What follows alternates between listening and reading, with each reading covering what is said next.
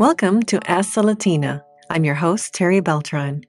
This program is about the opportunity to ask and learn from a Latina trailblazer, with the mission to inspire and motivate Latinas to enter a career where we just do not have enough representation. For more resources, visit our website, askthelatina.com.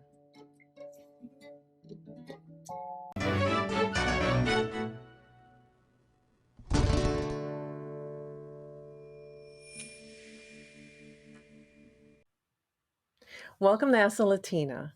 Well, my guest today is Jacqueline Arevalo Kuykendal. She works in design and innovation with Deloitte, so I'm very excited to have her. We're going to learn a lot about her journey, especially going through technology, which is definitely another area that we need more Latinas to consider. Jacqueline, thank you for being with us. Thank you for having me. I'm super excited to talk to you today and share a little bit about my background and my story. Oh, well, I'm excited too, because I'm sure it's going to be exciting. This is an area that's very interesting to a lot of Latinas. So let's start with your heritage, where you were born and raised, and how you got started as far as what was it like being in high school? Way back. So I'm Mexican American. I was born actually in Pasadena near Houston, Texas. My mom, also Mexican American. My dad is from Mexico. And I'm a border baby. I grew up right on the border. So the best analogy I give, if this is Texas, this is the Panhandle, this is El Paso, Houston. I grew up here in the Big Bend area, right in the middle of the desert, super small town. And very, very, very small school as well during high school.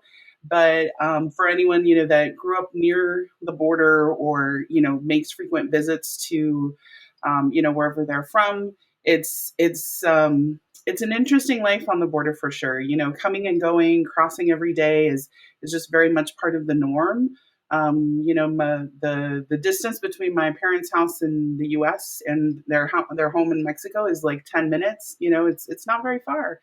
So it was definitely constant, influence between both kind of the Mexican culture and then American culture. So growing up, it was interesting trying to find your place in one of those, because you definitely saw people lean towards one or the other. And just in terms of, music choices that you listen to, shows that you watch, media, books that you consumed. And, it seems like, it's just, it's the Rio Grande that divides, is the borderline. It doesn't seem like it would make such a big difference, but it really does. So yeah, that was, where I grew up. Spent pretty much my whole life there, except for a little bit of moving when I was much, much younger in like kindergarten. But I'd say, my high school years were spent there in, all 4 years there. And coming from that very, very small school, low income area, right? Predominantly Latino, predominantly Mexican, right? Except for, I'd say, our influx and presence of teachers and Border Patrol, Customs. Like those are kind of the main things, right? Jobs that bring in fresh, just different people from different backgrounds. So it was always interesting. I was very much a nerd, I guess. I've pretty much been academically minded my whole life. I just enjoy it. I love learning new things. I've always loved reading and writing.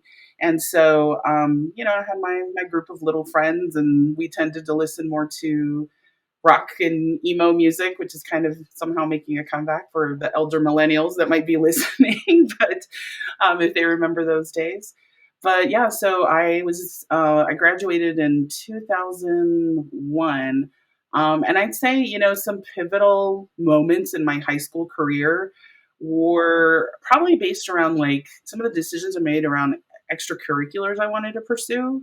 And then the other was there was an interesting dynamic too with some of our educators there. I think, so we'll start with the extracurriculars, and I'll speak to the other piece quickly. But the extracurriculars for me were, small school, not a lot of funding. So it was basically band or sports.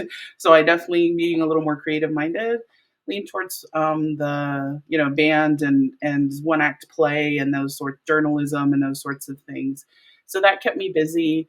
I was in PALS as well, which is like peer assistance and leadership. So very early on, I was always very keen on like kind of this, mentorship minded and helping my peers and, tutoring people. And since that stuff came naturally and easily for me, but so that was kind of what kept me busy, I guess, and was fun for the most part in high school.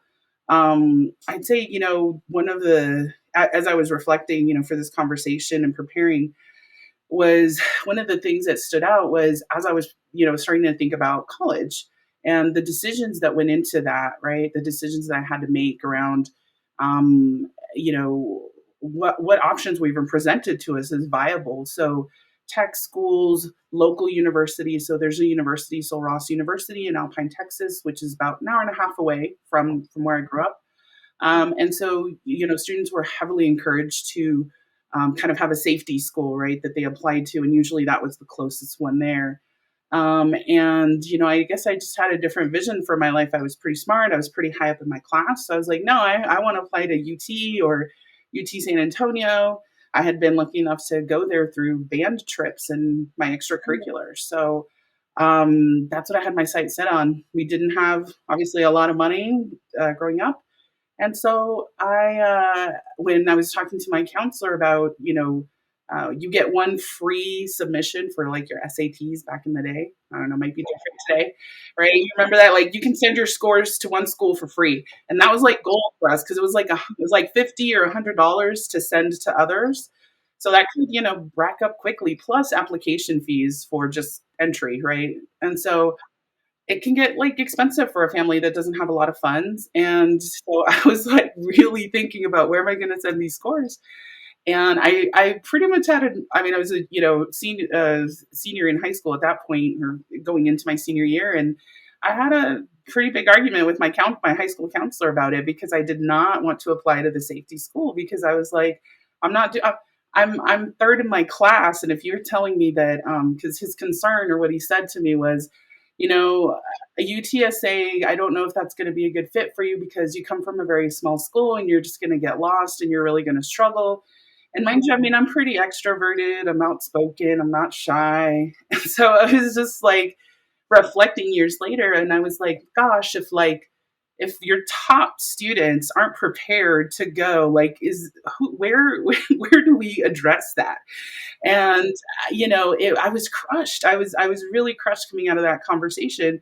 And I think I reflect more so on, if I had been a different person. Like I think about the students that we get that come over into high school from Mexico, where they've been in the education system in Mexico, and they come over having to learn a new language, right? All these things, and their confidence is already, at a disadvantage because of that. And if that person had heard the same thing from that counselor, I'm sure they wouldn't have like then, taken that step. Thankfully, I had a lot of family support. I saw my mom go back to school in her 40s, and finish or 30s, and finish when she was 38. She got her accounting degree. She graduated summa cum laude. Like she's always been passionate about education. So I knew that was for me, and I just got so lucky that I won that lottery of having that mom support because she was like, yeah, don't listen to that. We're gonna do, what you want, and I'll support you. But that was definitely one of the things. For me, I tend to take that no, and that lights a fire under me for sure. Of like, I'm gonna prove you wrong. But I do think about the people who maybe were already like took so much courage to even have the conversation and ask about options, post high school, and to be kind of like squashed like that again. Like I think of, who else did he have that conversation with that day? And so that was one of the things that definitely stood out. And then I did end up going to UTSA. I didn't apply to UT, but I was forced at the end of the day. He actually, I think they ended up just forcing us to do the safety school, and it worked out. But that was definitely one of the things that I just, as I was reflecting for this, like stood out as a bit, could have like really pivoted my life in a very different direction, I think. Yeah. So UTCA, that's the University of Texas. San San Antonio. San Antonio. UT San Antonio, San Antonio. yeah. So, you know, Oh, UT has like a network. right, Yeah, right. So you did it. You went there I did. and you defied their his recommendation. And it's not the first time I've I heard that did. before, that from other Latinas. And that kind of Yeah, makes me angry, actually, when I hear it that, does. because that's not right. I mean, uh, It's not. And, you know, you're contending with, yeah, I mean, it's not right. mm, And, you know, from that story, like now every year well, been a few years now, but once I reflect on that story, this was actually a few years ago, I blogged about it. And so I was like, you know what, I'm going to give a little mini scholarship to cover application fees for people because oh, I wouldn't want that to be a barrier for others. And so, and I know it can be, again, those things, they stack up. And if someone, you know, has the drive and the ability, then I want to support them as much as possible. So, yeah, that's true, and yeah. that's great that you do that. Definitely, and every Latina like you has persevered and has said, I'm not going to let that stop me. I will go there, and that's great. So we know that there's Latinas out there that just like you said, no, I will go. I'll defy that, recommendation that you're giving me because that's not my goal. And so Yeah. you made it, and that's awesome. Now, as far as going to college and the transition, no, you talked about scholarships. Did you know about those or apply for those or do any financial aid? Because it's also an area Um, that a lot of Latinas, at least when I went to college, I didn't know anything about financial aid or me, even scholarships or apply for them. I paid my way through college, and yeah. so it took a little longer, but I still did it, and I knew. Mhm. But now, more visible that there's so many. But then other Latinos might not be aware of that, especially like you said, they're first generation. They come from Mexico Mhm. or other Latin countries, and Yeah. it's new, new family. So again, I had the benefit of, you know, my mom had just like 3 years prior finished her degree, right? So she had some experience. She did a lot of financial aid. She took out student loans, right, to kind of finish her education. So I definitely knew and got a lot of guidance from her about the finance, at least the FAFSA process and that part of it. Good. Because again, we're low income, so we qualified for grants and things like that through FAFSA. So Mhm. I'd say that's like table stakes, bare minimum. Whoever's listening, FAFSA, federal student financial aid, apply a year in advance. The timelines are crazy, but and I think that's the other piece, right? Just understanding the that it's like 6 months out, almost a year out, right? All those things you have to have in place before you're even going to be on campus, and it's Mhm. just such a long lead time. But as far as like actual scholarships, I kind of honestly went with just the FAFSA that first year. And then and my mom had saved up a little bit to help cover like dorm cost. But once I had that first year on campus, then I started to figure out, okay, what scholarships like make sense for me. And so I did. I think I got a small one from Univision actually in San Right. Antonio, so that was really cool. But I think that was already like my second year there, so it did take a little bit of like being there to get like figure out what was even an option because there are so many out there and they all have very different requirements, right? Mhm. Some it's region specific, some it's genders. I mean, there's a million different requirements you could ask for. Mhm. So it was kind of overwhelming a little bit. And so once I got to UTSA, though, it was much easier to hone in on, okay, these are the ones that, like, usually your financial aid office has, you know, pamphlets or information on the ones that qualify for their school or you're more likely, or even your major, whatever it might be. So it was much easier that second year, I think, to do that. My mom's experience was different. She was an off campus student. She commuted, right? She already had a business, 3 kids, very different college experience than what I was having. So I, again, learned, nobody taught me this, but by living in the dorms that first year, I found out, okay, what a resident assistant is, or an RA, or they're called different names, Yeah. advisors, but it's like someone who lives on Mhm. campus, and usually you get room and board for free if you are an employee there. That was saving grace for me. That's how I got through college, because one of your biggest expenses, other than tuition and books, is rent, Yes. is living somewhere. Mhm. And so, and even back then, I mean, it was like and I say back then 'cause I was there 2001 to 2004, five. It was like $500 a month, right? And so that's high for someone who just, again, not a lot of disposable income. Yeah. So I applied to be an RA after my first year. So my I guess my sophomore year, my second year in college, after the summer, I came back as an RA and was able to, live and work there for pretty much through my juniors for the next 2 years. My last year, I did move out off campus, with a friend, Mhm. and so I kind of, figured out most of my finances by that point. But but yeah, that was, I think that's like a big unknown and secret of like how people can get through school. And yeah, you have to do work and you're on call a lot of times, but Right. it's worth it. It was one of the only ways, saved us a lot in terms of money. So FAFSA was covering most of my tuition and I wasn't paying anything for rent. So really the only thing I had to cover was, meals and books and kind of, whatever other expenses I might have, like maybe gas or something like that. Right. But I'm so that was I'm glad you brought that up. I mean, the yeah. RA part of it, that's an Mhm. awesome thing to do, but some of our Latinas in high school might not be aware of what RA stands for or what the duties are. Can you kinda run through that? Yeah. So again, it stands for resident assistant, sometimes like resident advisor. So all that means is you are like, again, a mentor. This will be a theme probably in my conversation. You're like a mentor to other students. You help them like with questions about campus, um, what groups are good to join, where this building is.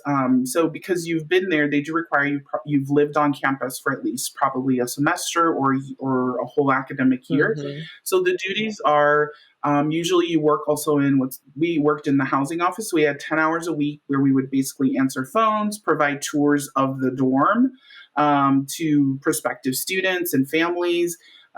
Again, take rent payments because we still took checks and write receipts for people. So people would come and pay their rent at the office there on right next door to the dorm. Mhm. We would put on other responsibilities. We're also kind of like just to put on programs for our residents or for the dorms. So, like information sessions on safety, or a movie night, or some sort of social, or just kind of like campus life type of events for people to come out, socialize, and kind of get to know everyone. I mean, I have to be transparent about, but you also deal with a lot of, you know, difficult things, meaning people who are struggling with being away from home for the first Mm. time, who maybe are partying too hard, who haven't had that freedom before, people who are homesick, people who are dealing, with sometimes very toxic relationships with college, boyfriends or girlfriends. I mean, there's some heavy stuff that happens too. So it does take, I think, a sense of maturity, and I know it's not universal in the culture, but I'm the eldest daughter. So I feel like that whole trope of like being the eldest child, it's like you're like bring it on, you're just so used to that. That's Yeah. just how you operate. You've been in charge of others for a long time, Mhm. so it's like just almost like natural, and I loved my residents and they loved me. I was like a safety, just an advisor, kind of an older sister, really. Mhm. That's how I looked at Mhm. it, to all 60 of my wing. And then, we did have on calls. If someone got locked out of their room, we had master keys so we could let people in, working the front desk, just kind of helping with the operations of the building, so to speak, in some way. But yeah, so it's a lot of fun and it's a very enriching Yeah. experience too. Yeah, it sounds like it. It gives you a lot of great skills before you get out Yeah, it there does. too. I'm pretty sure that you probably put that in your resume too, because that's something that an employer would be looking at, that you managed, people in a way. Yeah, So, and you were, yeah. consulting, advising, you were dealing with difficult situations, all those things that they look for from I college had students. parents calling me asking about their kids. Like, I mean, yeah, you're like an older sister, but yeah, it definitely was, because you are employed. You're employed by the campus housing, company or whoever, owns the building. But so yeah, that was definitely, a great resume Mhm. builder. And you get, well, our director, like housing director, was amazing. He developed us a lot too. Like, you get a lot of kind of, honestly, professional development as well from it. Yeah. It's not like you're just doing this on your own with no guidance, right? You have weekly check-ins. It's a job. Mhm. You're working like a professional Mhm. job while you're going in school. Yeah, that sounds really good. So, did you have mentors while you were in college, or someone to guide you? I know we all have counselors, but other than that, did you have the Yeah. opportunity to have a mentor and help you guide you as far as Um, where you wanted to go after you left college or when you graduated? after I left college, ooh, let's talk about it because I think that's the other, reality checker. We were definitely sold on this dream of you work hard, you study hard, you go to college and get a good job. And yes, right, but there's little gaps in between there, that little pitfalls that can kind of, again, probably send you in a very different trajectory if you're not mindful of those things. Mhm. So post college, even though I did have, work experience and things like that, I was a communications major, electronic media and technical communication. So essentially, I wanted to do. I already knew I've always been kind of creative, loved writing, so I wanted to do graphic design or like marketing type of work.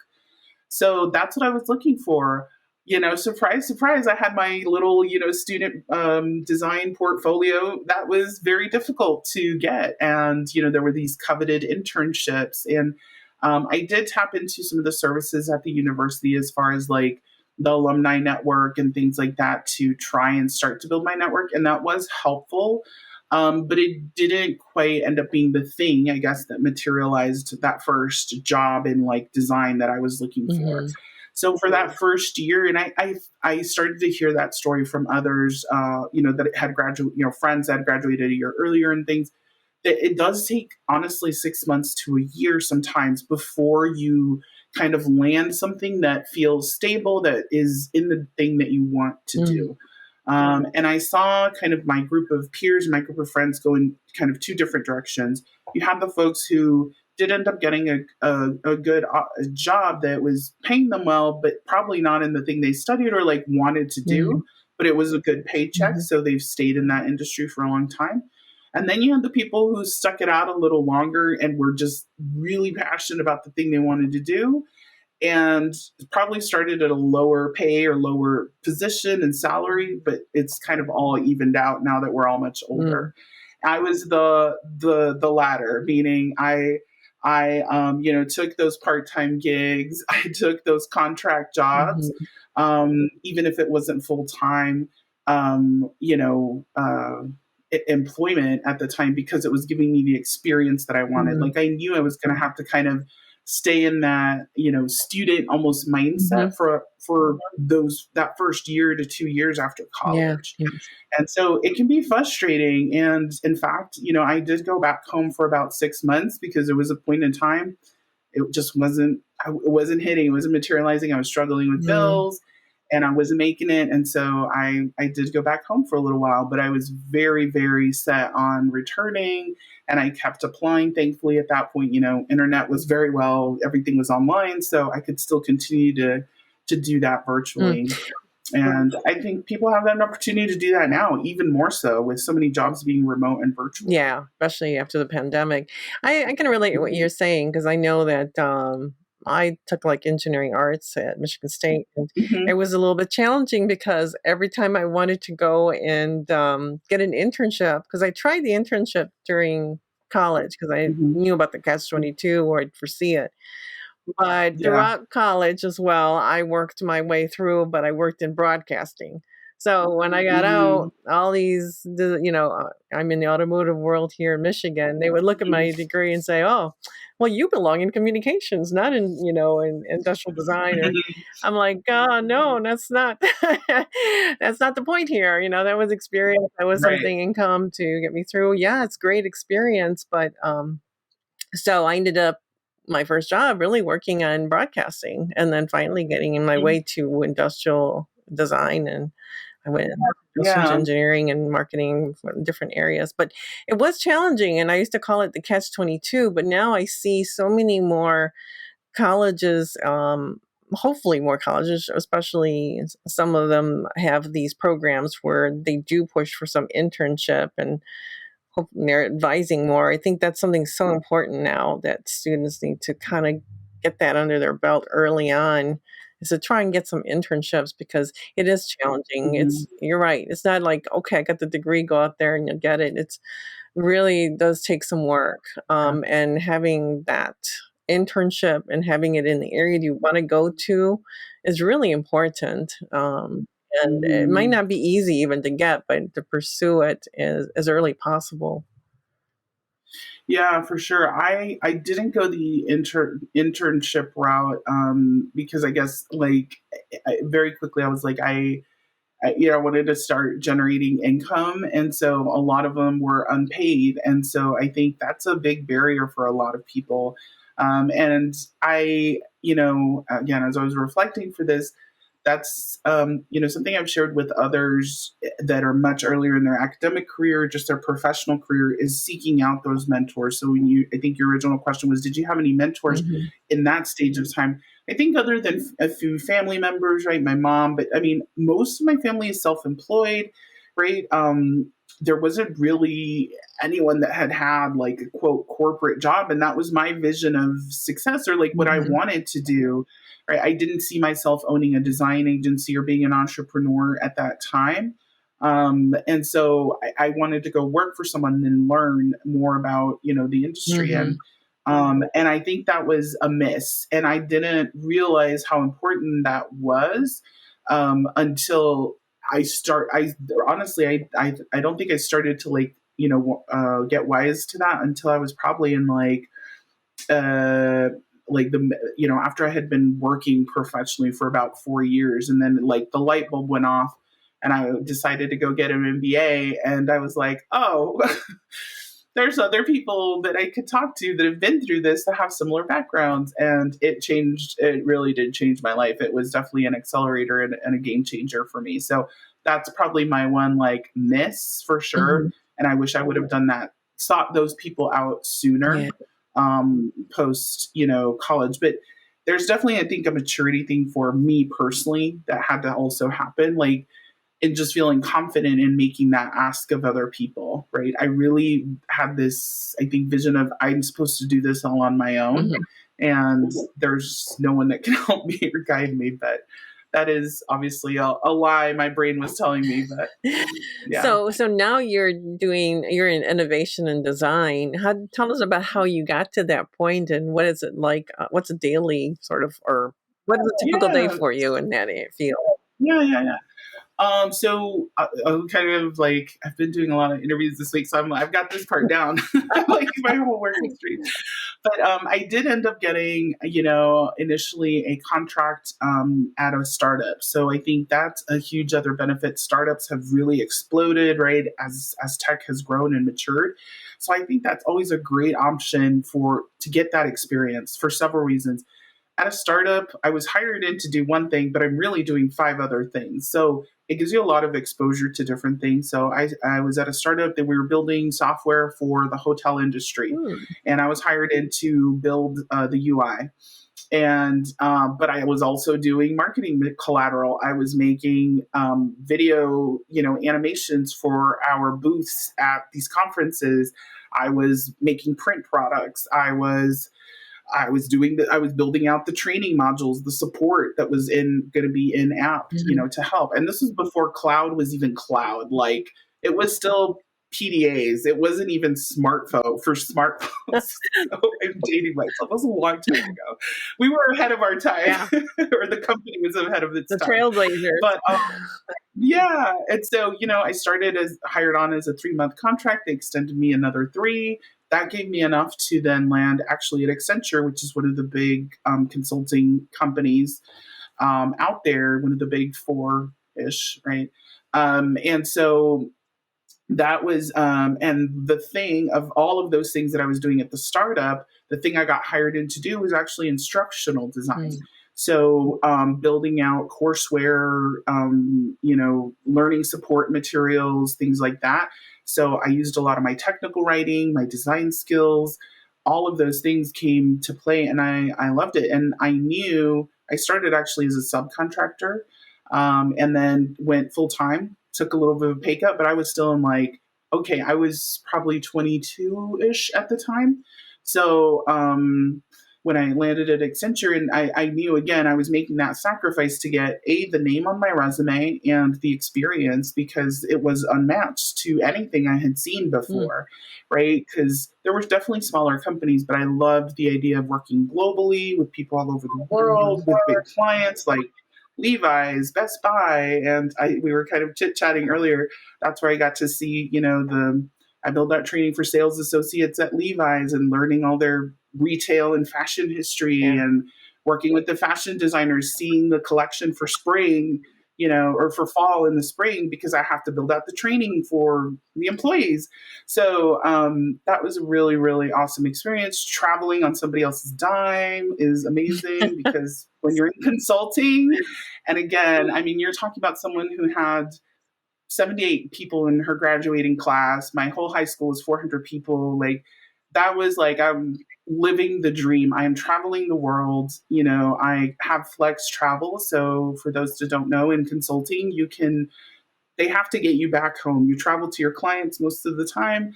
They have to get you back home to wherever you're from, but they kind of, generally don't really force you to go back home, right? As long as it's within the same price range. So many weekends I was spending somewhere else, visiting friends, or, kind of just seeing the country. And that, afforded me a lot of awesome and amazing experiences for sure. And, I'm in my 20s, have a corporate card, and I'm single. Like, it was the peak for Yeah. sure, one Yeah. of the peaks for sure. So I definitely encourage, folks to consider consulting. I know we're here, kind of talking about tech, but consulting and tech kind of definitely, a lot of it goes hand in hand, because consulting does a lot of projects in that Yeah. space. But again, the exposure you get, the caliber of people, the training you get, and the investment you get really makes you sharp as a professional. So fast forward 2, 3 years later, I decided, I want to make a change. And I end up at HEB, who is a big grocery retailer here in Texas. Very big in Texas. They're very big. They're an amazing retailer. They really compete very fiercely on a lot of aspects. Quality is a big one. And that's I already had gotten the retail bug from Accenture, working with clients like Best Buy and Levi's, and so that was really cool to be more in consulting. You're a little bit more separated, right? Because you're working, Mhm. they're your clients, Mhm. versus at HB it was like for them, Mhm. and that was also an amazing experience, right? Great company.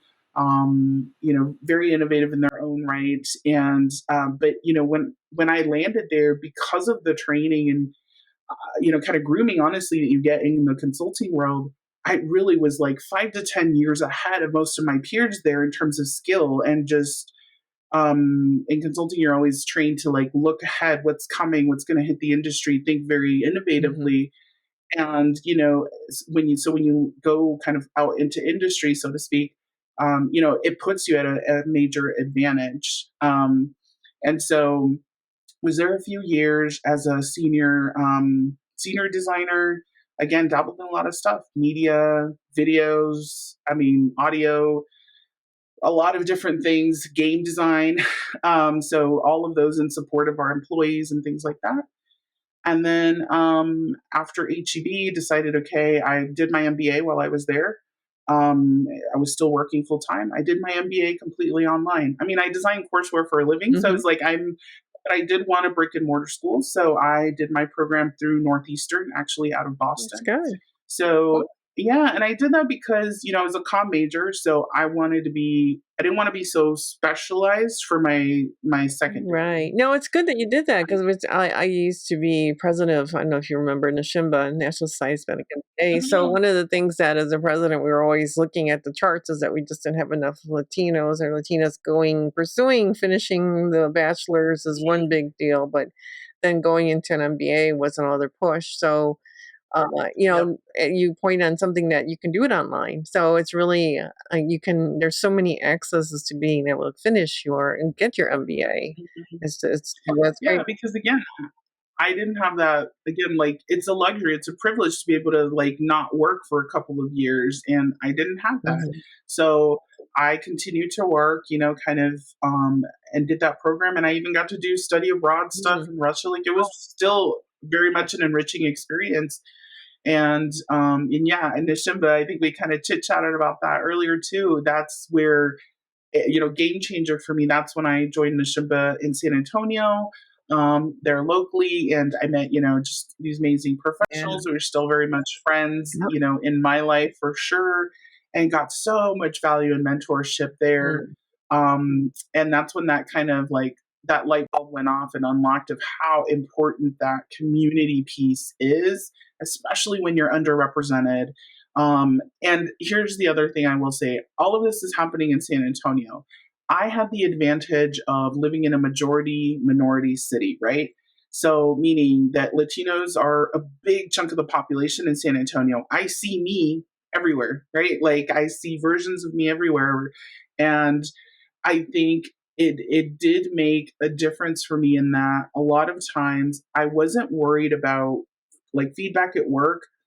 It was feedback about my work. I didn't have this like extra narrative that I had to work through of, is it because of my work or is it because of what I look like? Mm. Because there were so many others that, again, shared experience. Yeah. So I have to say that's one of the privileges I have to acknowledge, that I had got to do all of this in San Yeah. Antonio. And so that's just something to consider, right? Because can imagine that somewhere like maybe Michigan might be a very Yeah. different story depending on where you are, and you don't have that camaraderie or sense of community. Yeah. So things like Nashimba are so, professional groups that you identify with are so, so important to, I think, that trajectory for sure. They are. Yeah, Um, they are.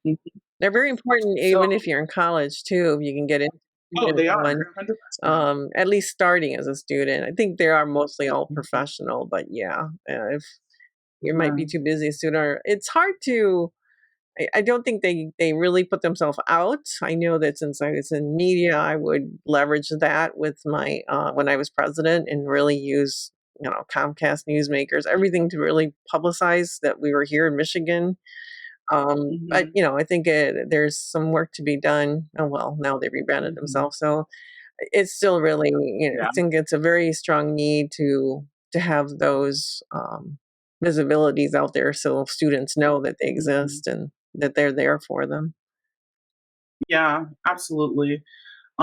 So then, from HEB, I came to Deloitte, and actually, this is where I think we all hear these stories, or you'll start to hear stories as you start your career, right? Of, oh, it's all about who you know, right? And I hadn't at that point yet had that experience, but I had worked for a manager that I was on the Levi's project with at Accenture, and she had made a move to Deloitte, and she posted on LinkedIn, "I'm hiring for my team."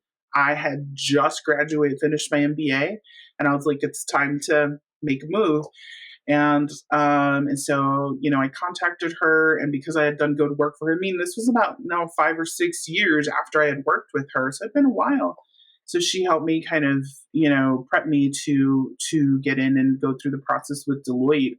So and that's how I landed at Deloitte. Started with just consumer retail focus, doing professional development for that group, and then took this design, or they actually created this role for me. I have to say I've been very lucky. Mm. They created the design and innovation role because I showed just like that natural inclination and passion for it. And so, a typical day, I'd say my biggest kind of project to date that stands out is the implementation of our learning experience platform. Mm. So it's a vendor managed product, but that's where again a lot of the design work comes in. So we still have to do research, focus groups, one on one interviews with people to really make sure that we're kind of marketing things appropriately, like certain features of the platform, that we're also upskilling the at what we call our center of excellence employees to use the platform to its maximum advantage. And so training them up on different design methodologies, different concepts, how to think more about social learning versus like traditional, rote memorization kind of things. So now we're now about a year and a half post kind of launch and deployment of the platform. So these days, my days look a little different now, where I'm still continuing to build out essentially a lot of thoughtware and education for the internal employees around, again, how to leverage that platform. But I'm also building out methodology and things like learning in the flow of work. So I'm in workshops with leaders cross functionally trying to say, okay, there's this particular framework. How do we make this make sense for Deloitte and really make it usable for us in our particular Mm, situations? Um, I'm also, looking at our tool stack, so researching different vendors, looking at the ecosystem of tools that we have, and saying, okay, what do we not have? What do we have too much of? Where are we overinvested? Compiling all that information, synthesizing it down, and then again presenting back to our chief learning officers, our leaders, to kind of help enable the strategy that they have set forth for mm, us at this point in time. Trying to think of like what a typical day looks like for me. Lots of meetings in the mornings, conversations about all of those things. And then, I have to say I have a lot of work-life balance where probably about 3:30, I kind of log off a little for a few hours. I do lunch and dinner with my baby and bath and get her to bed around 7:38. And then, kind of check back in for any heads down work, kind of make up those couple yeah. hours just to kind of finish out my day. But Mm, that's what a typical day looks like for me. I'd say, travel is definitely much more sporadic now because of pandemic. right. Um, but there's still, some things we have to travel for, like team meetings or other programs that might be delivering. And designing those in-person experiences could be a very cool, and it is a fun experience because you can dabble in the innovation part of my role, or doing like pilots and things like Mm, augmented reality, the metaverse, yeah. things like that. So I have to stay very plugged into the conversation in the industry about what's happening in those spaces so I can, again, take that, contextualize it for us. How does this fit in our world?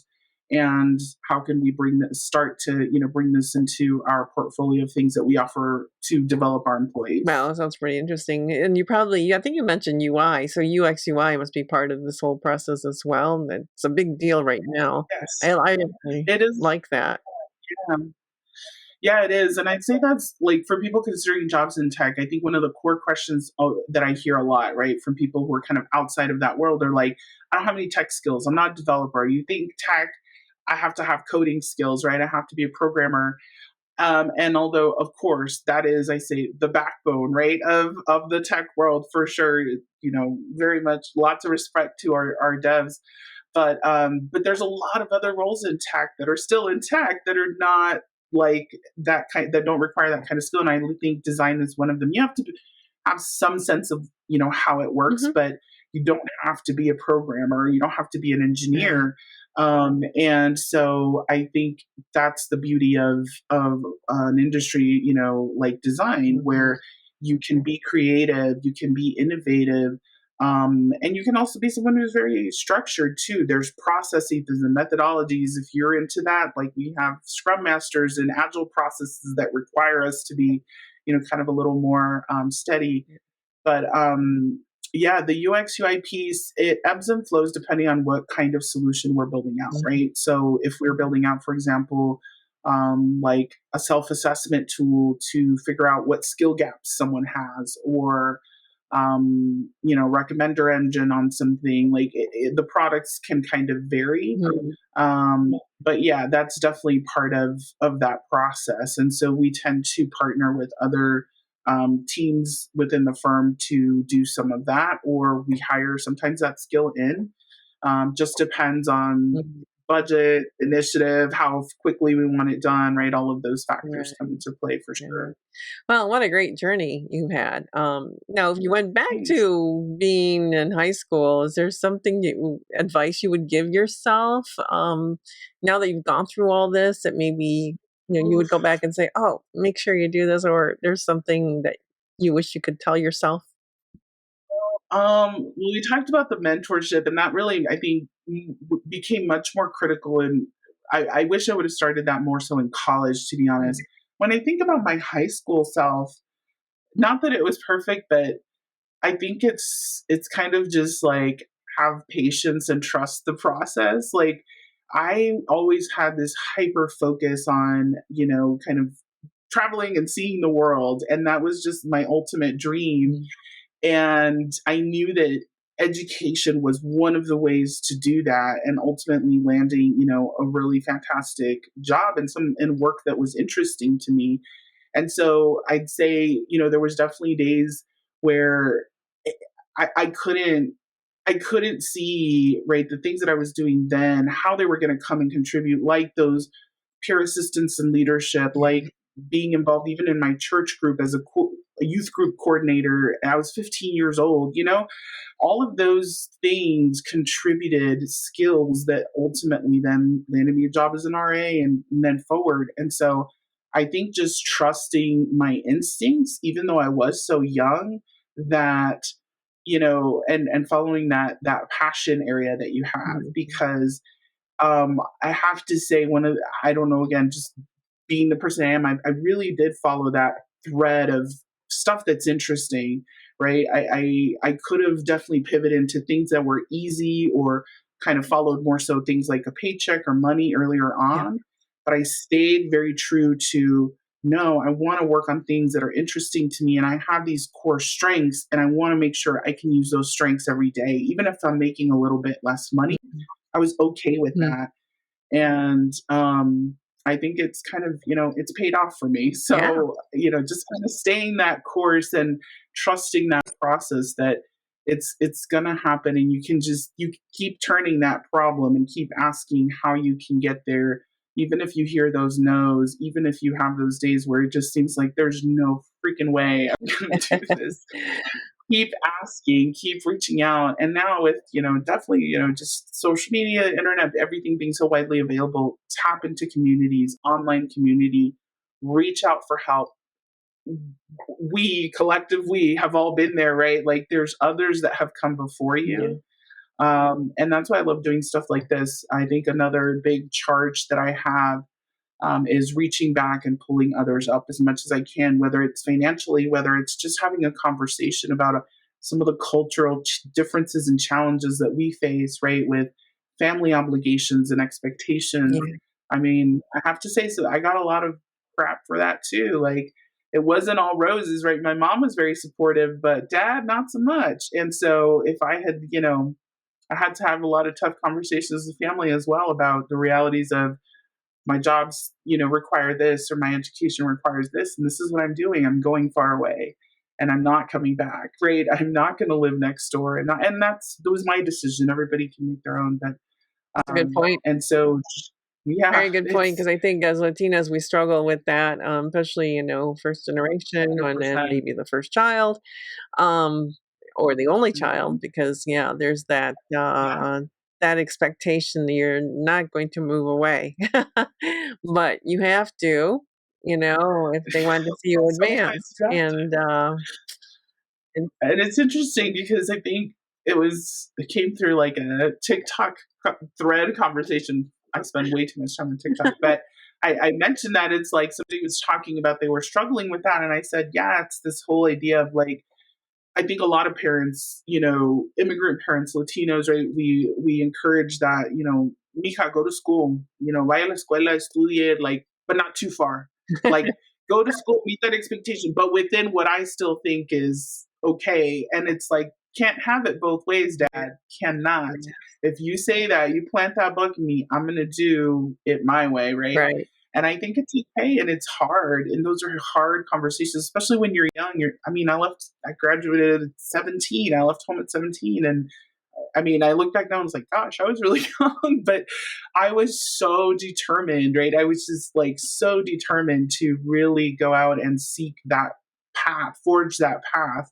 And it hasn't always, again, been easy. You're going to face those challenges, those difficult days, and you're going to look around and sometimes be a little bit jealous of like your peers have a different support group, a different support network, parents who were executives and they know how stuff works. I've had many faux pas in my career, questions I've asked that I just didn't know were, faux pas to even ask.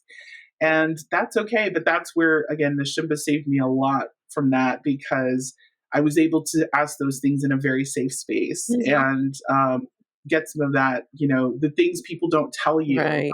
that, kind of they, in some ways, you're, again, older siblings or that parent vibe of they've been there, they've done that. These have been people, professionals for many, many years before I entered the workforce. So they were just such a valuable source of information for me. That's great. So Um, I was going to ask you what quote you would say, but it sounds like it's similar to mine. Never, never give up. Is that how you feel? That's one of the. yeah, never give up and like chase the sun, follow your passion, whatever that sun is for you, chase it like your life depends on it, because it does. And you will, I think, find that happiness, because at the end of the day, I look back at my career and it's just, I have a lot of peace and satisfaction that, I don't have regrets about anything I've done, right? I feel like I've worked on really cool projects. I've done a lot of stuff, and it feels good, right? To go look back and say, gosh, I really did it on my terms with my own style. And and I guess at minimum, I hope, other than pulling others up, I also hope that as a representative, right, for Latinas everywhere, that even though I know it's not, quote, my job, like I always do, I feel like we all carry everyone, all of us, on our back whenever we're in a space where we are underrepresented. Mhm. Because even today, I'm the only one of me on a team of 80. Wow. I can't, sometimes the annual talent surveys, they ask you to self-identify, like, race, gender, and I'm like, I refuse to do it because I'm the only one of me. And so and I don't know if I should say this, but I've sometimes I do it just to mess with the data. I don't answer it correctly. Say that I will, and then I'm sure they're looking at like, we don't have a black male on our team. Where's this coming from? I, probably terrible, but joke, allegedly, right? Joke. But the point is like that just in case, right, that if I'm going to be the representative of someone's experience with the Latin community, then I want to make that as positive a one as I can, and just in case, right, like leaving that door open. Mhm. And I try to make myself extra visible, actually, in places, and it's been interesting. People have approached me, especially when I was traveling a lot more. Please, actually, in Detroit, I had a very interesting Ah, experience. I had a little brand new analyst come up to me after I was there for a meeting. I introduced myself. I said where I was from. And just, by that, she just like cornered me after. And she's like, I've only been here 2 months and I haven't met another Latina or another Latinx person at all. And I'm just like so overwhelmed. Like she just had like a million questions for me. And so I was so happy that I was able to, be there for her and be a resource. And it's like that is like, oh man, that fills my heart, because I'd hope, they made a difference for her in that moment, because she's 2 months into her first big corporate job. Like, I get that. And again, I had the benefit of doing that in San Antonio. So, you know, I didn't have that experience, but I'm glad that I was able to make a difference just by showing up, yeah, just by being visible definitely. in that space. Yeah. Well, you're making a difference here too. So I really So appreciate thank you. that you shared your journey, and everything you said is definitely, and that's why, I have this platform, is because not everyone could be in that one meeting listening to you and wanting Yeah, to I listen know. to your journey. So at least through media, we now have, a wonderful opportunity through technology that we can reach them and they can learn about Latinas in these roles and their journeys. And it's not impossible, which is, I think, the message we're all sending here. Nothing's impossible. So I thank you. I mean, if I could do it again, low income, poor, small town, like middle of nowhere, I feel like anyone can for sure. And, I've seen a lot of people, overcome a lot of things too, and it's definitely doable. And yes, I am very very grateful for opportunities like this to share more broadly. And find me on Twitter. I guess that's that's my main space. If anyone's listening, Okay. like I'm always open to connecting one on one and Yes. offering good counsel for sure. Right. I think that's part of the ongoing thing that again fills it's I think mutually beneficial, right? It fills my bucket and it provides value to others. And in fact, after the Latinas in Tech conference, I think this last that following week, I think I had like four different conversations with junior designers and just a few other Latinas that were just at different points. Some 4 years in, some just graduated from boot camp, who I spent a lot of time kind of walking them through a lot of things, That's even great. just explaining acronyms like not knowing what an ESG is or DNI, like simple things like that. Those were the kind of faux pas that I had to navigate through, to just talking about things like mentorship and other, building your craft and those sorts of things. But Hmm. so love to do it, love to continue the process and getting more women definitely involved. Okay. Well, thank you so much for your time. I really appreciate it, Jacqueline. This has been very informative. So thank you. Well, thanks so much, Terry. We'll talk to you Sounds soon. good. Bye Bye. bye. Well, thank you for joining us, Rasa Latina. I hope that you'll join us in the next episode. We've enjoyed having you.